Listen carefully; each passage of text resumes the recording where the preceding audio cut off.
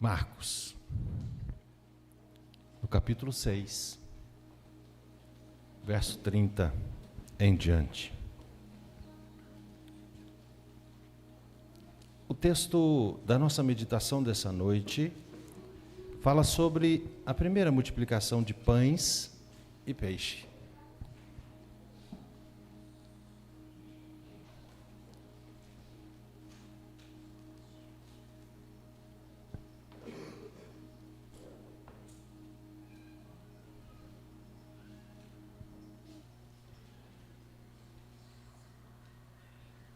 Prontos? Posso ir?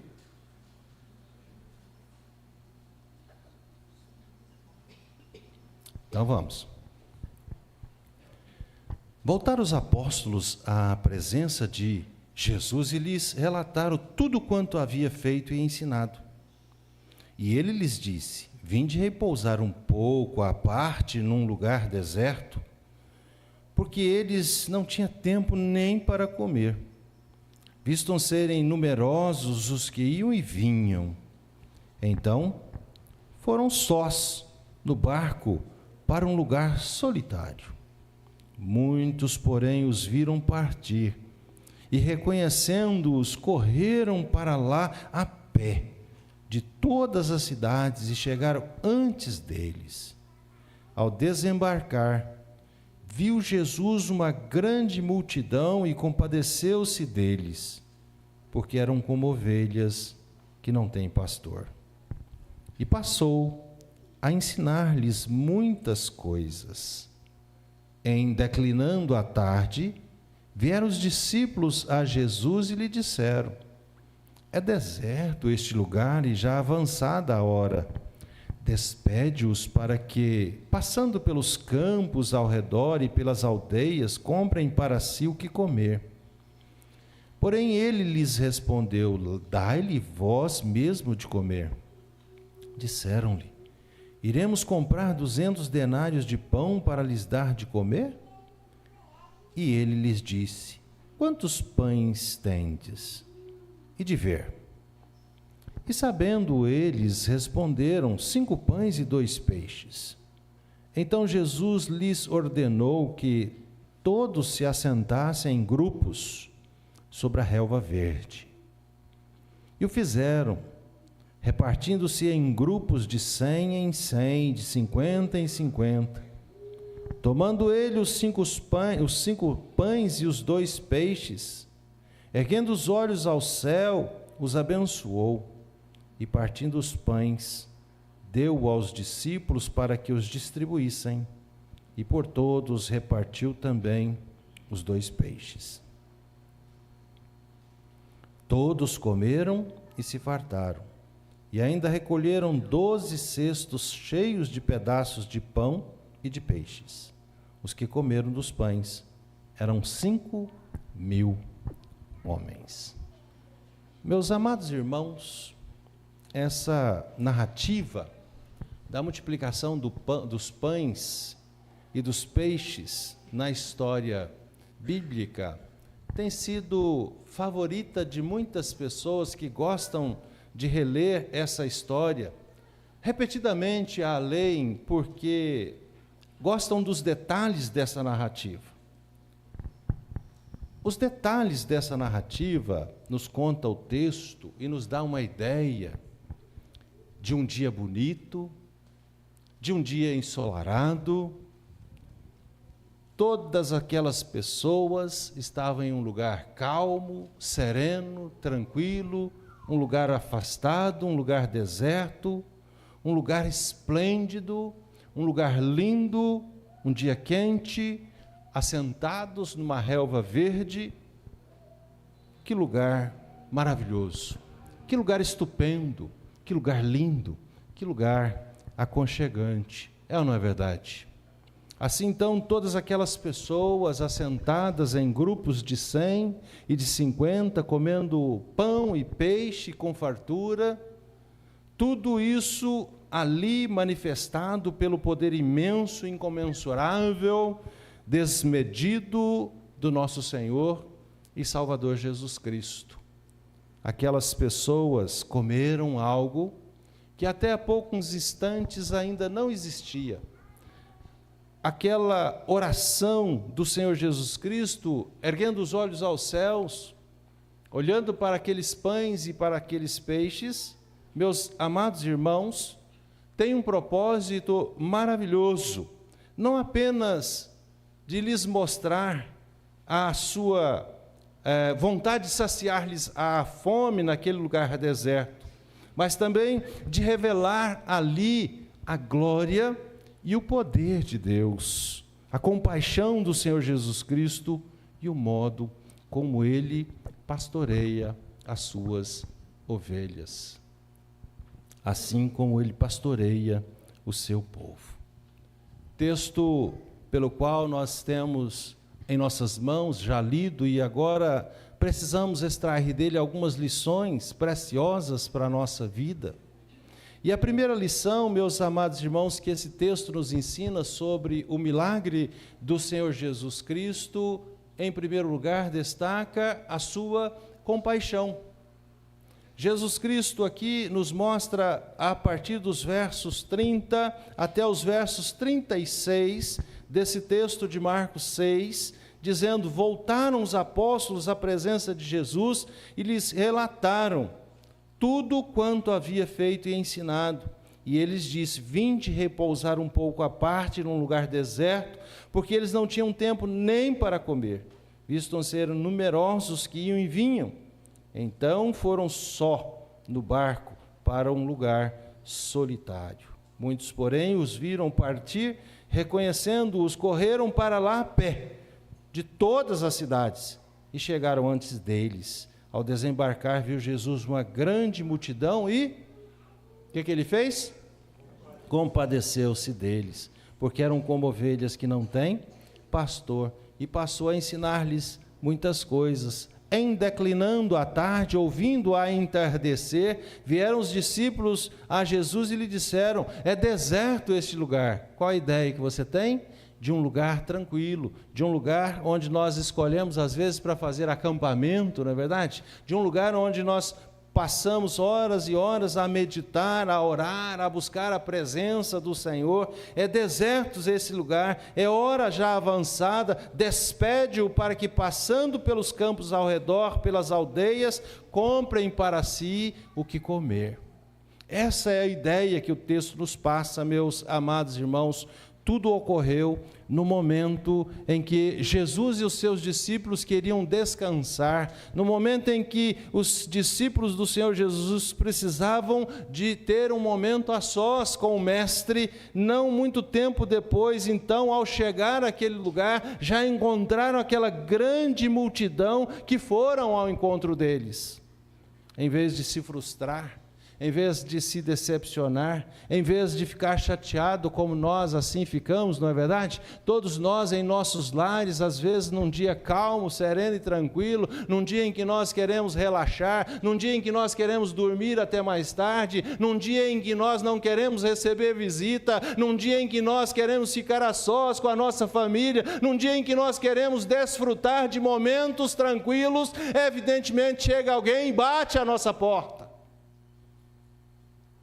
E nós não queremos ser incomodados. Em vez de frustrar-se, de ficar chateado, de ficar irritado, como nós às vezes ficamos, Jesus então se compadeceu daquelas pessoas. Verso 34. É possível, meus amados irmãos, notarmos algumas frustrações nas palavras dos discípulos. Quando então no verso 35 e 36 os discípulos chegam para Jesus e diz: é deserto esse lugar, despede logo esse povo para que eles vão embora, e que a gente possa descansar tranquilo e talvez tomar o nosso lanche, não é verdade? Talvez comer então o nosso lanche, repousar, dormir, ficar tranquilo, refazer as nossas forças. E eles precisam ir pelos campos ao redor, pelas aldeias, quem sabe eles encontrem alguma coisa para comer.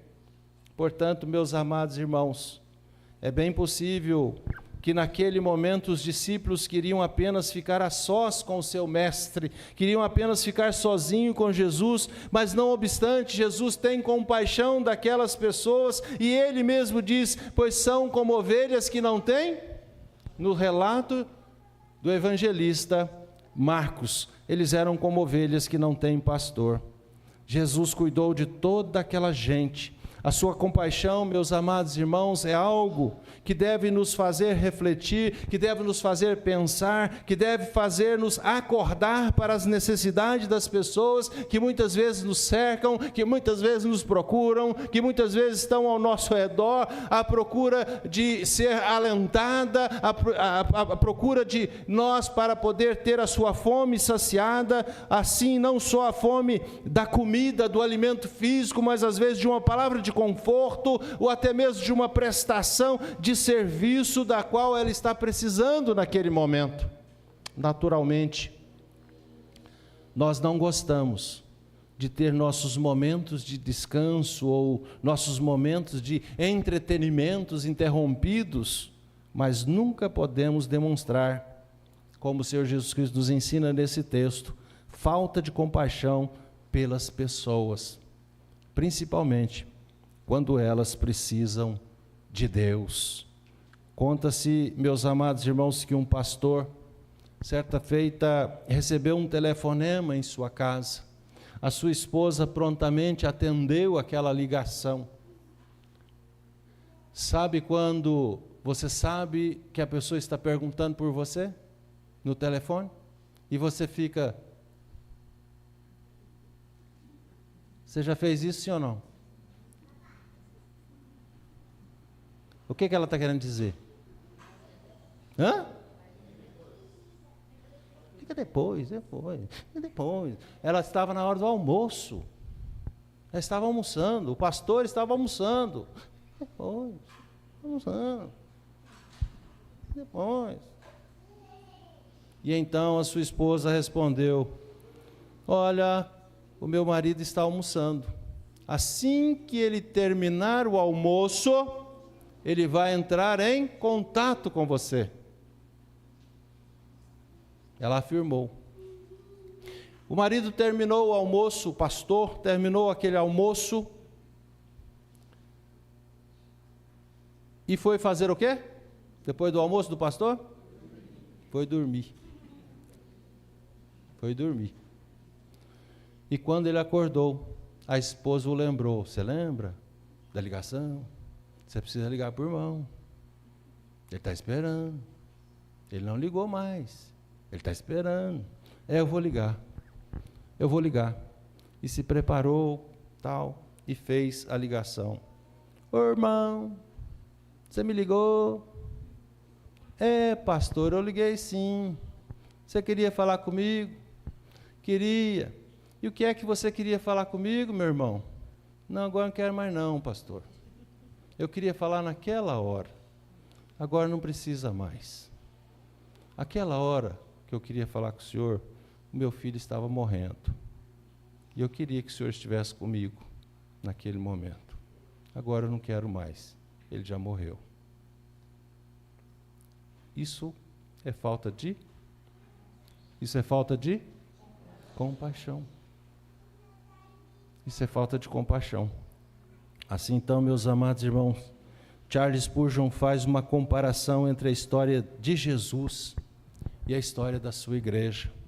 A ideia é que assim como Jesus demonstrou compaixão, alimentando aquela multidão, tanto física como também espiritualmente, diz o texto que ele ensinava-lhes a palavra de Deus, assim também a igreja deve agir em todo tempo e em todo momento. A igreja não pode decepcionar, a igreja do Senhor não pode deixar de ter compaixão pelas vidas. No relato de João, no capítulo 6, Jesus faz então uma pergunta para Filipe: onde compraremos pães para lhes dar de comer? Verso 5 do capítulo 6 de João. Jesus já sabia o que ele estava para fazer. Meus amados irmãos, nós podemos entender que o objetivo do Senhor Jesus Cristo era justamente pôr à prova os seus discípulos com relação à sua compaixão, para saber se os seus discípulos realmente tinham compaixão das pessoas que estavam ali em volta deles, de modo então despertando nos seus discípulos a necessidade que eles precisavam ter de se preocupar com as pessoas, se preocupar com as pessoas. Portanto, meus amados irmãos, nós aprendemos que Jesus nos ensina que a igreja do Senhor Jesus Cristo precisa ser uma igreja que se compadece, uma igreja que tem compaixão. O segundo ensino desse texto que nós podemos aqui absorver para o nosso ensino pessoal é que Jesus é Senhor absoluto. O texto nos mostra, meus amados irmãos, a partir dos versos 36, porém ele lhes respondeu: dai-lhes vós mesmo de comer. Disseram eles: iremos comprar 200 denários de pão para lhes dar de comer? E ele lhes disse: quantos pães tendes? E de ver, vai lá, procura entre as pessoas, procura lá nas suas bolsas, procura nos seus alforjes, procura nos guardados de vocês, vai lá na matutagem de vocês, vê a quantidade que tem. Por mais, meus amados irmãos, que eles tivessem levado nutriente para os discípulos, aquilo era insuficiente, pois o texto nos diz que eram 5.000 homens. Assim então lhes disse Jesus ordenou que todos se assentassem em grupos sobre a relva verde, e o fizeram, repartindo em grupo de 100 em 100, de 50 em 50, tomando ele os 5 pães e os 2 peixes, erguendo os olhos aos céus, o que ele fez? O que ele fez? Abençoou. O texto nos diz que ele abençoou. Assim então, meus amados irmãos, partiu os pães, deu aos discípulos para que eles distribuíssem, e por todos repartiu também os 2 peixes. Compaixão é o que menciona o evangelista Mateus, no capítulo 14, no verso 14. Marcos, porém, na sua narrativa, ele arranja o seu evangelho de uma forma mais interessante, de uma forma mais atraente. Quando Mateus registra esse texto no capítulo 14, no verso 14, ele diz que, desembarcando, viu Jesus uma grande multidão e apenas, diz-nos o texto de Mateus, que ele compadeceu delas, curou os seus enfermos. É o que registra Mateus. Marcos vai além. Marcos diz que Jesus olhou para aquelas pessoas e disse que elas eram como ovelhas que não tinham pastor. O relato de Marcos é mais atraente para o leitor. O relato de Marcos, meus amados irmãos, chama a nossa atenção, direciona uma informação a respeito da motivação do nosso Senhor e Salvador Jesus Cristo. Aqui no versículo 34 ele diz: ao desembarcar viu Jesus uma grande multidão, compadeceu-se delas porque eram como ovelhas que não têm pastor, e passou a ensinar-lhes muitas coisas. Era muito comum, meus amados irmãos, nesse tempo, quando o povo de Deus se encontrava abandonado pelos seus líderes religiosos, quando eles se encontravam desamparados, quando eles se encontravam desnorteados, quando os seus líderes religiosos os abandonavam, que então as Escrituras descrevem que esse povo eram como ovelhas que não tinham pastor. Quando Micaías profetizou acerca da morte de Acabe, disse a Acabe que ele estava vendo em 1 Reis, no capítulo 22, 17, todo Israel dispersos pelos montes como ovelha que não tem pastor. A primeira ocorrência dessa expressão deu quando Moisés recebeu a notícia do próprio Deus que ele ia morrer. Moisés então sabia que ele ia morrer. Foi o próprio Deus que disse para ele: você não vai entrar na terra da promessa, você não vai entrar na terra prometida, Moisés. E por quê? Em razão de você ter cometido um pecado contra o Senhor. Quando eu disse a você para pedir à pedra que fluísse água, para que o povo dessedentasse, o que você fez, Moisés? Eu dei umas bordoadas nela, eu bati nela. Pois é, Moisés, eu pedi apenas para você falar com ela, e ela ia dar água para você, mas você bateu nela. Números capítulo 27. Diante então daquela notícia trágica, Moisés então suplicou ao Senhor: Senhor, põe homens sobre essa congregação que saia adiante deles e que entre adiante deles, que os faça sair e que os faça entrar, para que a congregação do Senhor não seja como ovelhas que não têm pastor.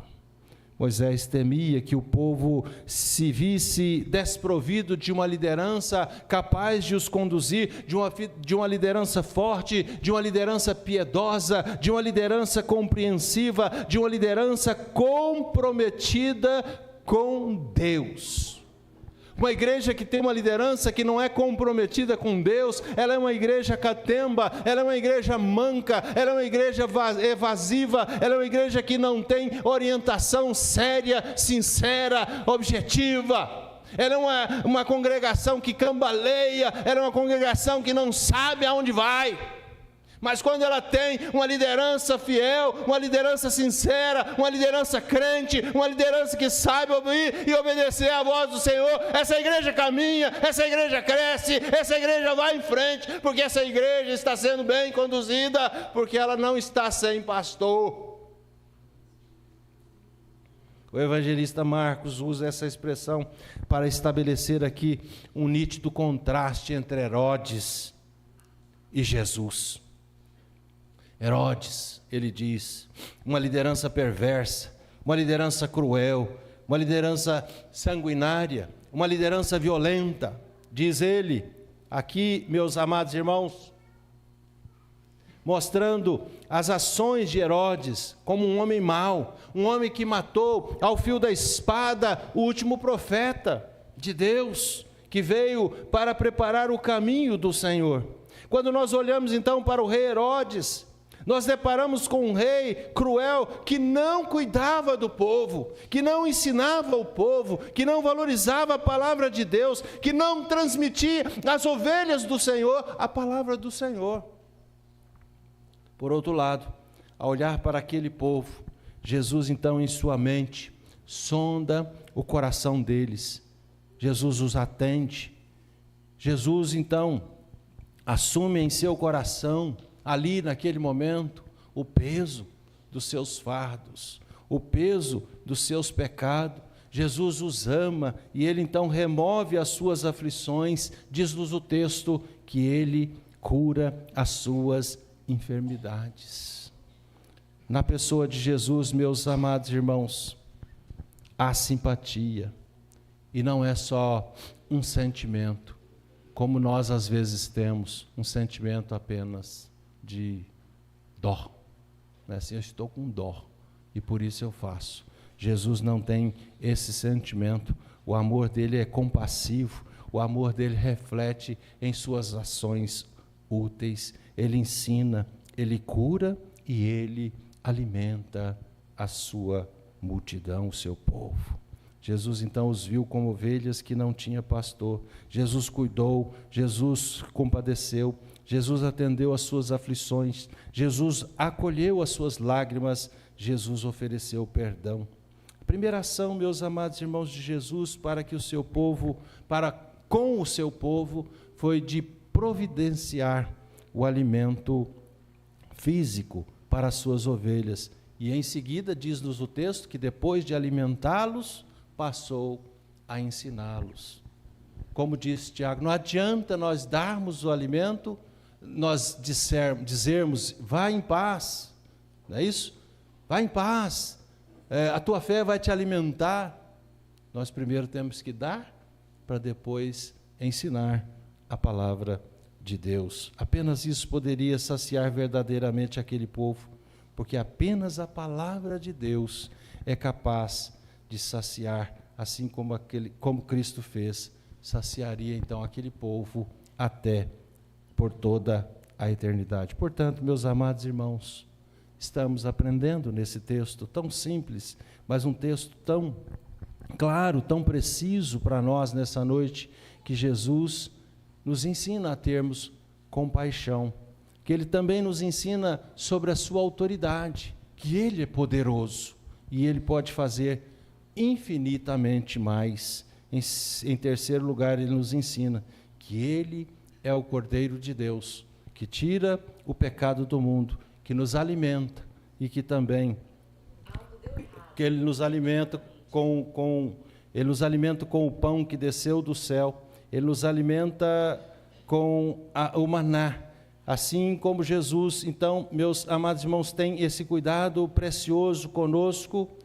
João, no capítulo 6, revela este milagre de Jesus, falando sobre uma exposição acerca do alimento verdadeiro que saciaria a fome espiritual daquelas ovelhas que estavam carentes de uma liderança piedosa.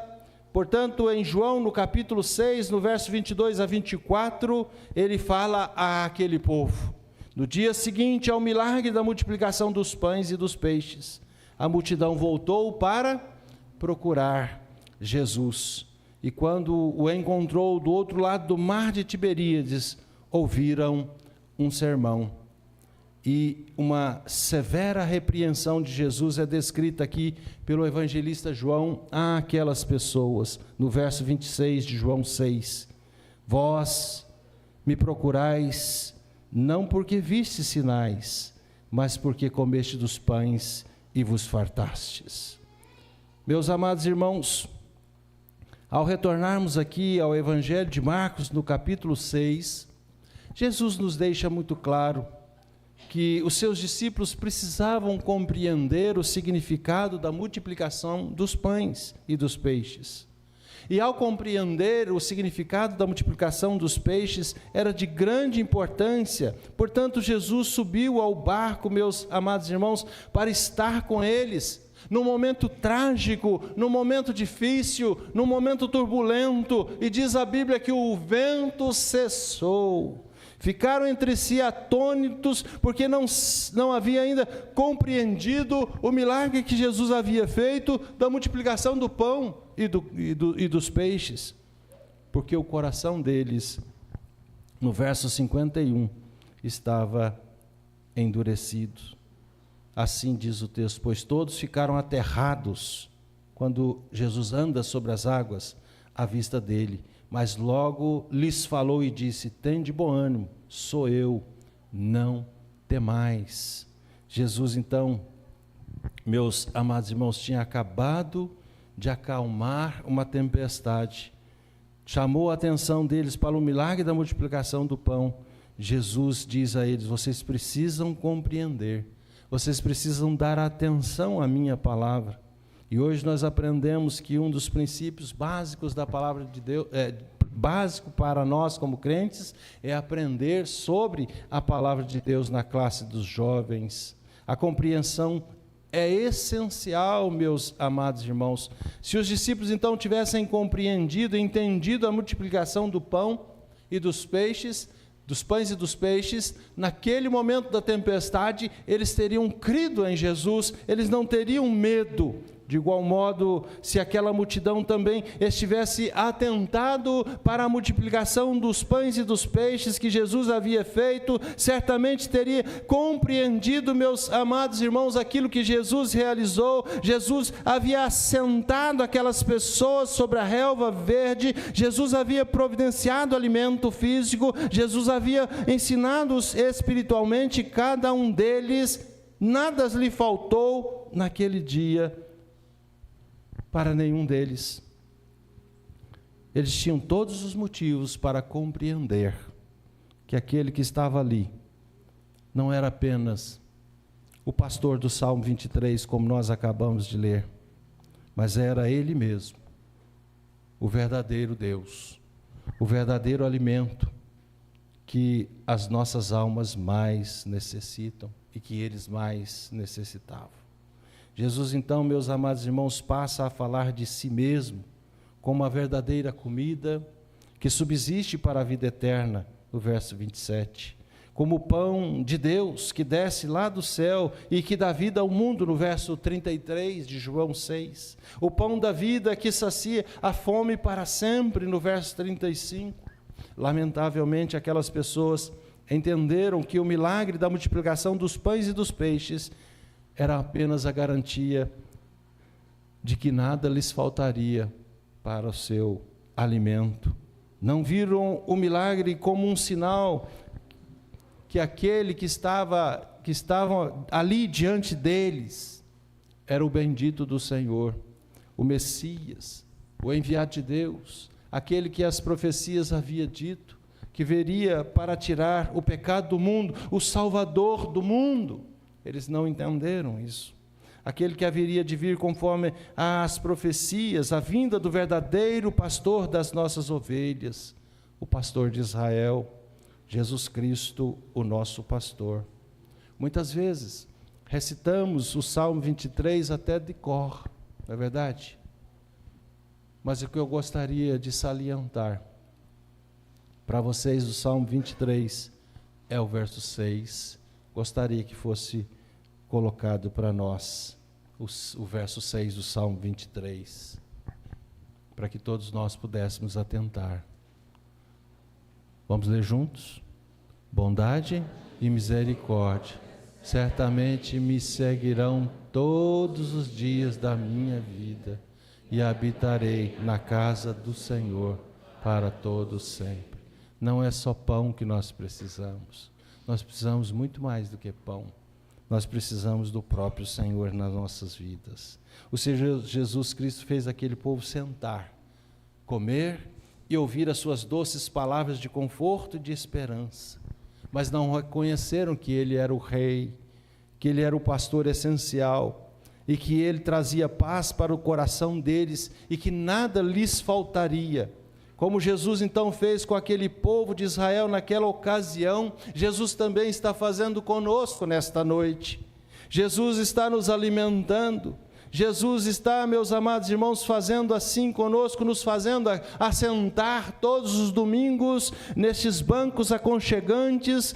Aqui Ele tem nos alimentado com a sua doce palavra, tem nos confrontado, tem confortado o nosso coração, tem nos dado esperança, Ele tem nos enchido de si mesmo. Saciada a nossa fome física, saciada a nossa fome espiritual, Ele continua fazendo isso todos os dias, através da pregação da sua palavra, através da pregação do Evangelho. Todas as vezes, meus amados irmãos, em que ouvimos o Evangelho pregado fielmente, podemos ter a certeza de que o nosso pastor nos toma em seus braços e nos alimenta. Precisamos desenvolver a nossa confiança em Jesus Cristo como aquele em quem podemos constantemente e continuamente, meus amados irmãos, aquele em quem nós precisamos para o nosso sustento e para a nossa preservação. Portanto, meus amados irmãos, aprendamos que Jesus nos ensina sobre a sua compaixão, aprendamos que Jesus nos ensina sobre o seu senhorio, sobre a sua autoridade. Aprendamos que Ele também diz para nós que Ele é o Cordeiro de Deus, que tira o pecado do mundo, que nos alimenta até a consumação dos séculos, ou seja, pelos séculos dos séculos. Aprendamos também, como diz o hino sacro de número 159, que Ele é o bondoso amigo, seu amor foi revelado. Ele nos encoraja a entregar a Ele todos os nossos cuidados, tristezas, desprezos. Ele derramou o seu precioso sangue para que possamos desfrutar de uma vida com Ele no futuro, aqui e eternamente. A Ele toda a honra e toda a glória para todo sempre. Amém. Cantemos um hino 159.